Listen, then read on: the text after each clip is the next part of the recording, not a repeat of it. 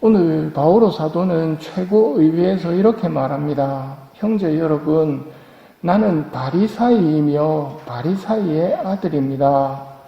나는 죽은 이들이 부활하리라는 희망 때문에 재판을 받고 있는 것입니다. 바오로가 이런 말을 하자 바리사이들과 사두가이들 사이에 논쟁이 벌어지면서 회중이 둘로 갈라졌다. 사실 사두가이들은 부활도 천사도 영도 없다고 주장하고 바리사이들은 그것을 다 인정하였다. 성경에 자주 등장하는 바리사이와 사두가이는 예수님을 반대하는 데는 힘을 모았지만 사실은 서로를 좋게 생각하지 않았습니다. 사도행전의 설명대로 사두가이는 부활을 믿지 않고 천사나 악마도 믿지 않고 성경 중에서도 모세 오경만 성경이라고 인정했습니다. 바리사이는 부활과 영적 존재들을 다 믿었습니다. 사두가이는 부활을 안 믿습니다. 그러면 어떻게 됩니까? 사두가이는 죽으면 끝이다. 바리사이는 부활을 믿습니다. 그래서 죽으면 끝나는 게 아니다. 천사도 있고 악마도 있다. 같은 성경을 읽으면서도 이처럼 완전히 다른 해석을 할 수 있음을 보여주는 것입니다.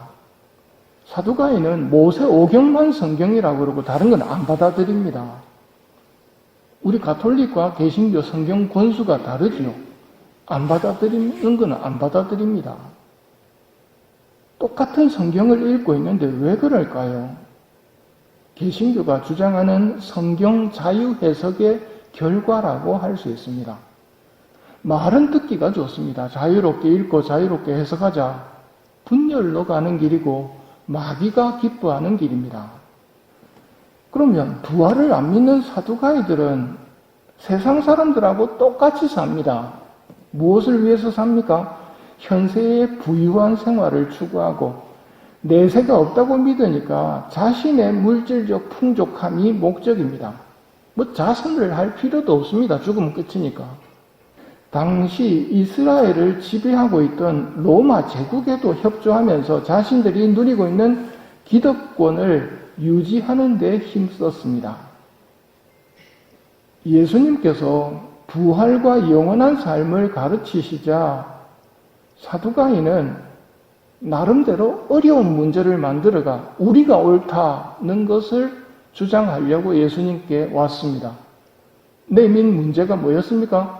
7 형제가 한 여자와 결혼했는데 다 첫날 밤에 죽어버렸다.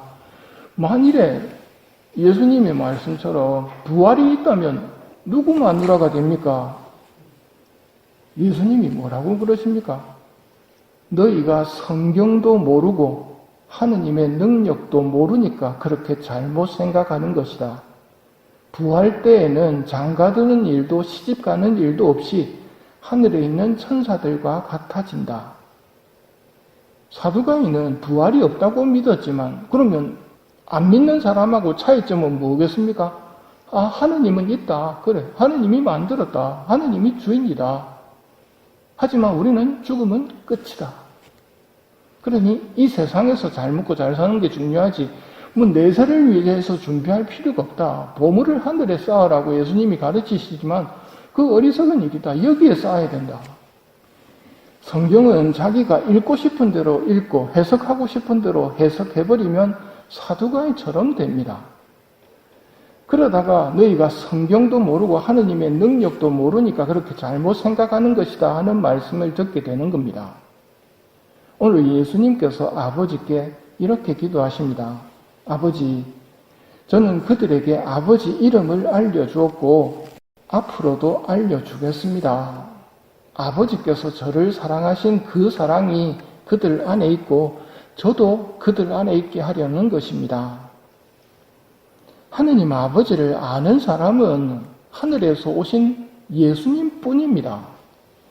그래서 예수님께서는 당신 제자들에게 아버지를 알려주셨고 또 앞으로도 알려주겠습니다 하고 말씀하십니다. 무한하신 하느님을 유한한 시간 속에서 유한한 언어나 문자 안에서 다 설명할 수는 없습니다. 그래서 앞으로도 계속 알려주겠습니다. 예수님이 들려주시는 아버지 이야기를 통해서 우리는 아버지를 많이 사랑하게 되고 더욱 사랑하게 됩니다. 천국에서 우리의 일상은 이런 사랑의 속삭임 속에서 누리는 기쁨입니다. 성경을 좀 읽고 제 마음대로 하느님에 대해서 이렇다 저렇다 말하는 것은 위험한 일입니다. 위대한 철학자이자 신학자이자 성인이신 토마스 아퀴나스 성인께서 신학대전이라는 책을 집필하셨습니다. 그때 예수님을 만납니다.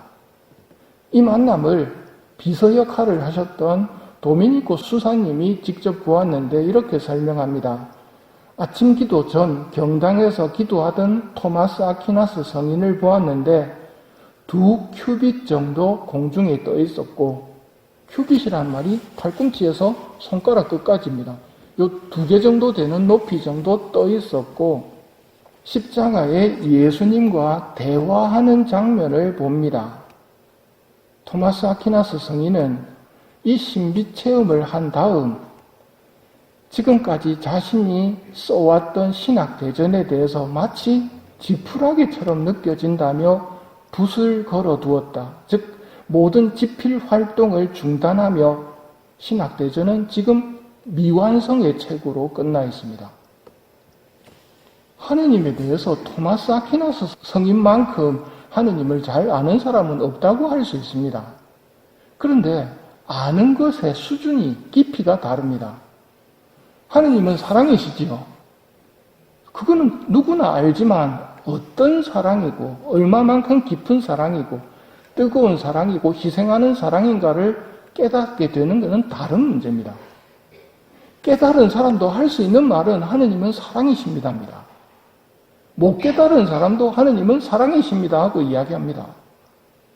토마스 아퀴나스 성인이 하느님에 대해서 신학대전을 적어가다가 실제로 신비체험을 하자 내가 지금까지 써왔던 인간으로 보면 최고의 명작이라고 할 수 있는데요.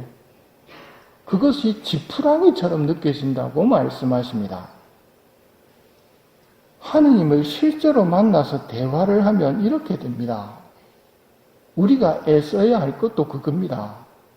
하느님을 실제로 만나야 됩니다. 머리로만, 지식으로만 알게 된다면 교만에 빠질지는 모르겠지만 하느님을 사랑하게 되지는 않습니다. 그래서 철부지 어린이들이 하느님을 더 잘 알게 되는 겁니다. 걔들은 사랑을 하거든요. 우리도 기도나 미사를 할 때 활동보고가 아니라 이걸 통해서 하느님을 더 잘 알게 되도록 말씀을 자꾸 되뇌이고 또 이 미사 성제 때 이루어지는 신비에 대해서 생각을 하면서 하느님에 대한 사랑을 깨달아야 됩니다. 오늘 예수님이 기도를 하시는 내용입니다. 하늘을 향해 눈을 들어 거룩하신 아버지, 저는 이들만이 아니라 이들의 말을 듣고 저를 믿는 이들을 위해서도 빕니다. 우리를 위해서입니다. 우리는 사도들의 말을 듣고 믿는 사람들이니까요. 누군가를 위해서 기도해 준다는 것, 이것이 사랑입니다. 누가 나를 위해서 기도해 줍니까? 누가 나를 위해서 미사해 줍니까?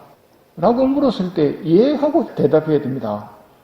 누가 여러분 위해서 미사합니까? 주임 신부님입니다. 일주일에 한 대씩은 여러분들을 위해서 미사를 드려야 합니다. 어느 미사를 드리면 좋을까요? 제일 큰 미사를 드립니다. 그래서 주일 남미사가 교중미사라고 그러죠. 교중미사라는 말이 장산성당 신자들을 위해서 주임 신부님이 드리는 미사입니다. 그러니 그 미사가 나를 위해서 주임 신부님이 드리는 미사라는 걸 아셔야 합니다. 그래야 고마움이 생기고 감사함이 생기겠지요. 오늘 이 미사 중에 하느님 아버지의 사랑을 철부지 어린이들처럼 깨달을 수 있는 은총을 성령님께 청하며 이 미사를 봉헌합시다.